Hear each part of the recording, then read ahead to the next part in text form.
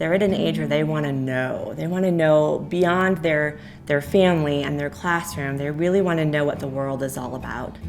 In a Montessori classroom, they're really able to ask those big questions and not only get answers from teachers and friends, but also find answers on their own. And that's really what elementary and Montessori is all about.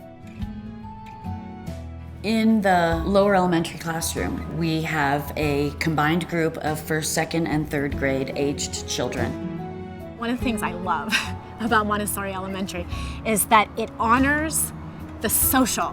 When you're 6, 7, 8 years old, it's no longer about your teachers and what they think. It's really about your friends. We want to work with that natural stage of development. They do projects together. We want them to help each other. We want them to be engaged in their learning together in a social way.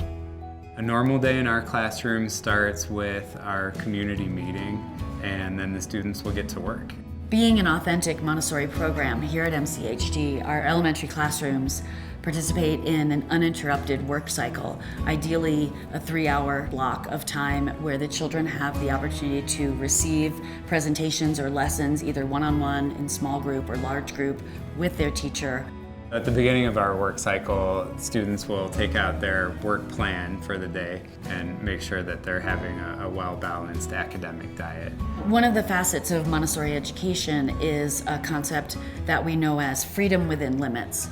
So our children are given freedom to explore within the confines of what's safe, what's respectful. It's amazing to me to look around during the work cycle and see how joyful these children are while they're learning. They're engaged, they're relaxed, they're happy.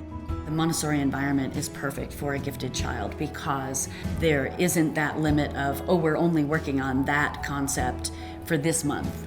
Students are able to move freely around the classroom. They have a sense of ownership of their environment and their community that really meets a need that they have at that age to feel valued and respected. They're also really looking at some really big concepts. So this is the long bead chain. They're doing skip counting. They're counting by tens all the way up to 1,000. But there's a pad when it goes in. The tens go up and the units go down. So this is not a typical math material you would see in a traditional classroom.